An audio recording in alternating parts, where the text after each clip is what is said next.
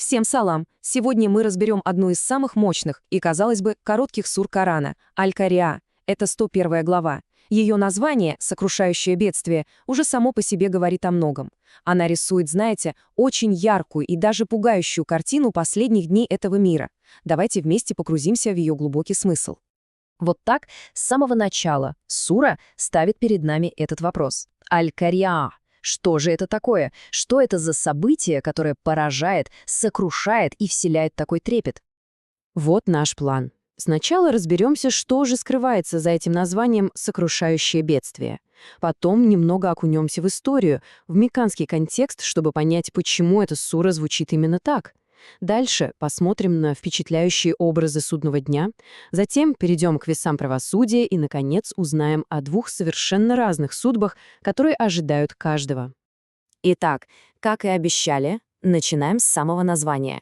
Что именно означает Аль-Кариа и почему именно это слово было выбрано для описания такого грандиозного события, как судный день?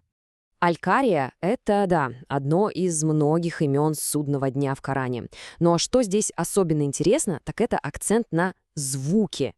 Слово происходит от корня, означающего «стучать» или «сильно ударять».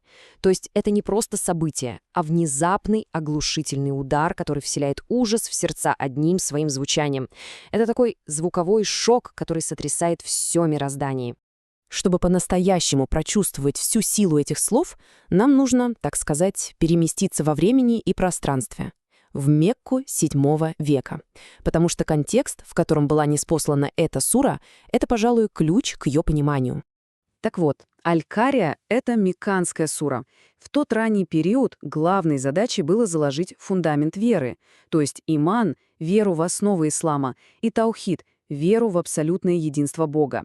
Поэтому эти откровения, как правило, короткие, очень ритмичны и полны таких, знаете, ярких, бьющих точно в цель образов.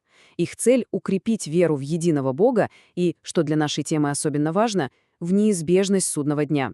Это совсем не то, что мединские суры, которые появятся позже и будут уже детально регулировать жизнь общины, что там халяль, а что харам.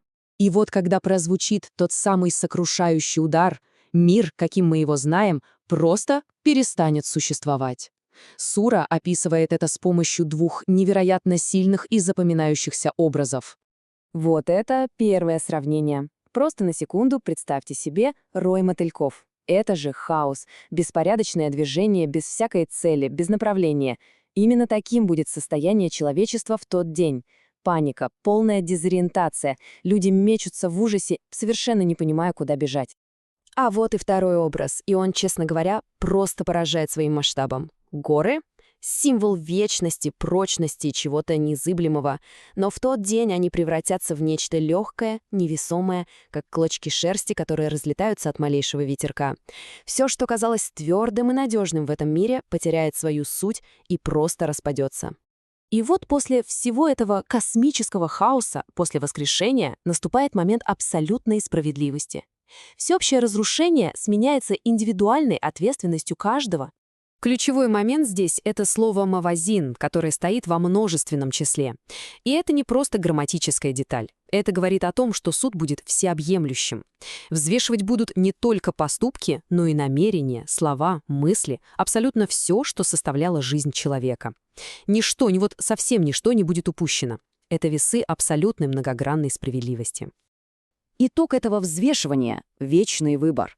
Всего два пути, два кардинально разных исхода, которые полностью зависят от веса земных дел. Здесь все предельно ясно и четко. Если чаша с добрыми делами перевесит, то впереди ждет жизнь полное довольства.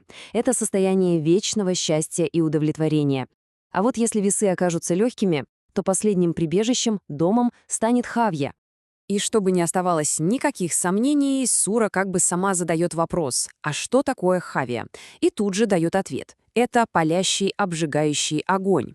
То есть это не просто какое-то место, а состояние мучительного наказания, огненная бездна для тех, чьи дела оказались слишком легкими на тех самых весах справедливости. В конечном счете, вся эта короткая, но невероятно глубокая сура подводит нас к этому главному вопросу. Она не просто описывает ужасы судного дня. Она напоминает о личной ответственности. О том, что именно наши земные дела, наши слова, наши намерения однажды лягут на эти весы. И этот вопрос, конечно, остается для размышления каждого из нас.